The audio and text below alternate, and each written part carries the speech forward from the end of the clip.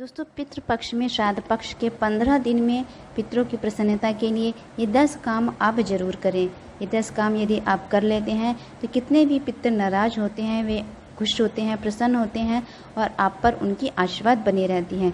पितरों का आशीर्वाद आशीर्वाद रहने से आपके घर के सभी बिगड़े काम बनने लगते हैं।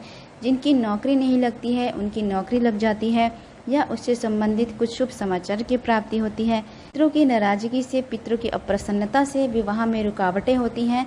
तो जिनके विवाह में रुकावट होती है, यदि आप ये 10 उपायों में से कोई भी एक उपाय कर लेते हैं या नियमित रूप से इनमें से कोई भी एक कार्य करते हैं तो पितरों की प्रसन्नता के कारण विवाह में आने वाली रुकावटें, बाधाएं दूर होती हैं और अच्छा घर व वर की प्राप्ति होती है। श्राद्ध पक्ष के इन 15 दिनों में पितरों को प्रसन्न करने के लिए घर का जो मुखिया होता है या प्रथम पुरुष होता है, उन्हें अपने पितरों के लिए जल देना चाहिए। जल देने से पितरों को प्रसन्नता की प्राप्ति होती है, उन्हें तृप्ति मिलती है। बात करते हैं आज के इस वीडियो में वे कौन से 10 उपाय हैं जिन उपायों को करने से, जिन कार्यों को करने से आपके पितरों को तृप्ति की प्राप्ति होती है और उनका आशीर्वाद मिलता है। दोस्तों, पहला कार्य है श्रद्धापूर्वक पितरों के निमित्त तर्पण करने से, पिंडदान करने से पितृ प्रसन्न होते हैं।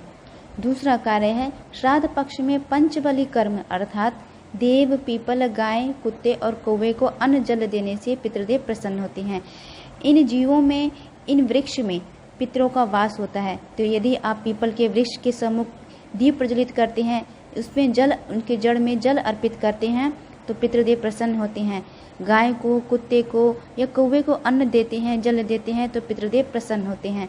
तो पितरों की प्रसन्नता के लिए इन 15 दिन के अंदर या 15 दिनों में नियमित रूप से इन जीवों को अन्न जल जरूर दें। इसी के साथ ही आप चींटी को या मछली को भी अन्न देना चाहिए कि आपके पितरों को प्राप्त हो वह अन्न और वह जल। इससे आपको प्रसन्नता की प्राप्ति होगी और उनका आशीर्वाद मिलेगा, पितरों को तृप्ति की प्राप्ति भी होगी। दोस्तों, श्राद्ध पक्ष में 10 तरह के दान दिए जाते हैं। पहला है जूते व चप्पल यानी चमड़े की वस्तु दान की जाती है, वस्त्र दान किए जाते हैं, छाता दान की जाती है, 1 मुट्ठी काला तिल दान करें, घी का दान किया जाता है, गुड़ का दान किया जाता है, धान यानी धान दान किए जाते हैं, नमक का दान किया जाता है, चांदी व स्वर्ण का दान किया जाता है, गौ यानी गाय और भूमि का दान किया जाता है। इसीलिए कहा जाता है कि श्राद्ध पक्ष के 15 दिनों में किसी भी तरह का कोई आभूषण यानी कि खरीदारी नहीं की जाती है।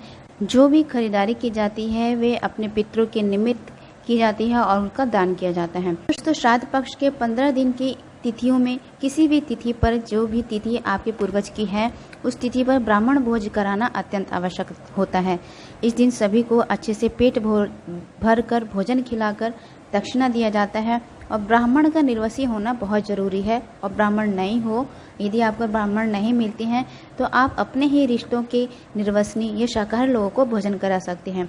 खासकर आप अपने घर के जमाई को, भांजा, मामा, गुरु और नाती को भोजन जरूर करवाएं। यदि ब्राह्मण नहीं मिलते हैं तो इनमें से कोई भी व्यक्ति आपको मिलते हैं तो उनको आप उस तिथि पर भोज जरूर कराएं। पितृपक्ष के दौरान, श्राद्ध पक्ष के दौरान प्रतिदिन अपने द्वार पर पितरों के निमित्त 1 दीप जरूर जलाना चाहिए।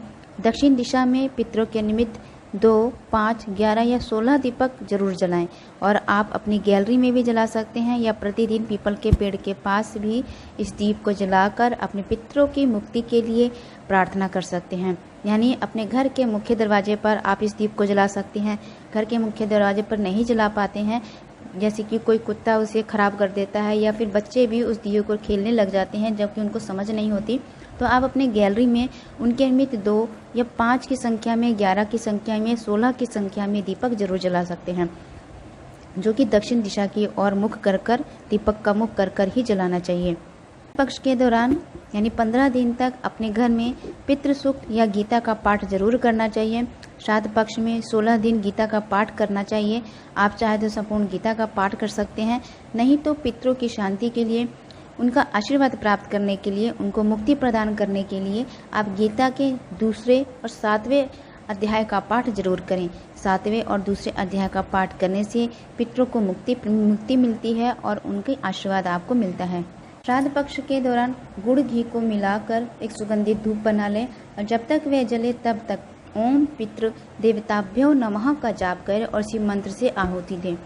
श्राद्ध पक्ष के दिनों में भगवान विष्णु के सहित इन दिव्य पितरों की भी पूजा की जानी चाहिए, जैसे कि यमराज, काव्य वार्णल, सोम, अर्यमा, अग्निश्व, सोमसद, बहिर्पद, चित्रगुप्त जी, अग्रिश्वात, बहिर्पद, आज्यप, सोमेप, रश्मिप, उपदूत, आयंतुन, श्राद्धभुक व नांदिमुख, आदित्य, वसु, रुद्र तथा दोनों अश्विन कुमार आदि।